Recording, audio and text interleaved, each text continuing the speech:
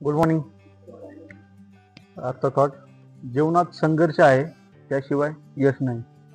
आता इतिहासात जर आपण डोकावलं तर बऱ्याचशा अशा कथा पुराणांमध्ये किंवा शिवाजी महाराजांच्या काळात भरपूर असे योद्धे होऊन गेले ज्यांनी संघर्ष केला.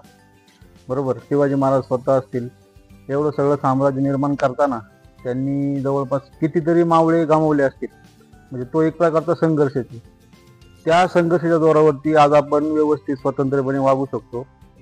म्हणजे हे त्यांच्या दृष्टीने झालेलं यशच आहे की आपण चालता बोलता म्हणजे एकमेकांसोबत असं हसून खेळून राहतोय. पहिल्या काळात लोक ज्या प्रमाणात अतिक्रमण किंवा आक्रमण ह्या सगळ्या गोष्टी करत होते, म्हणजे फार द्वापार युग सतयुगापासूनच्या गोष्टी, प्रत्येक जो माणूस होऊन गेलाय, प्रत्येक जो माणूस असेल आपण जीवन जगत असताना, त्याच्या आयुष्यात संघर्ष हा त्याला करावाच लागतो. त्याशिवाय कोणत्याच गोष्टी साध्य होत नाही. तर संघर्षातून जो भेटणारा अनुभव आहे, त्या अनुभवाच्या बेसिसवरती माणूस सक्सेस घेत असतो. जसंच एक उदाहरण आहे, शिवाजी महाराजांच्या काळात पन्हाळा किल्ला सगळ्यांना माहीत असेल.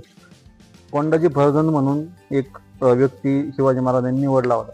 तर त्यावेळेस तो जो किल्ला होता तो पूर्णपणे मुघलांच्या ताब्यात होता. पण तो माणूस त्यावेळेस शिवाजी महाराजांना काय म्हणला की मला एवढ्या सगळ्या मावळ्यांची गरज नाही, मला फक्त 40च मावळे पाहिजेत. आणि ते 40 मावळे म्हणजे असं नाही की त्यांना संपूर्ण गोष्टी येत होत्या, त्यांना त्यांनी प्रशिक्षण दिलं की आपण कसं तयार व्हायचं किंवा समोरच्या शत्रूला आपण कशाप्रमाणे मारू शकतो किंवा कोणती युद्धनीती आपण वापरू शकतो. तर फक्त 40 मावळ्यांच्या जोरावरती तो पन्हाळा किल्ला त्यांनी जिंकला, एकालाही इजा न होता.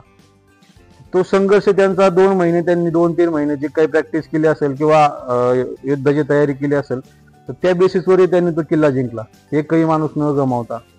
तर सांगण्याचं तात्पर्य एवढंच आहे की संघर्ष जरी करायचा असेल तर माणसाने व्यवस्थित सगळ्या गोष्टी पारखून, स्वतः शिकून सगळ्या गोष्टी केल्या तर 100% यश भेटल्याशिवाय राहत नाही. ठीक आहे, धन्यवाद.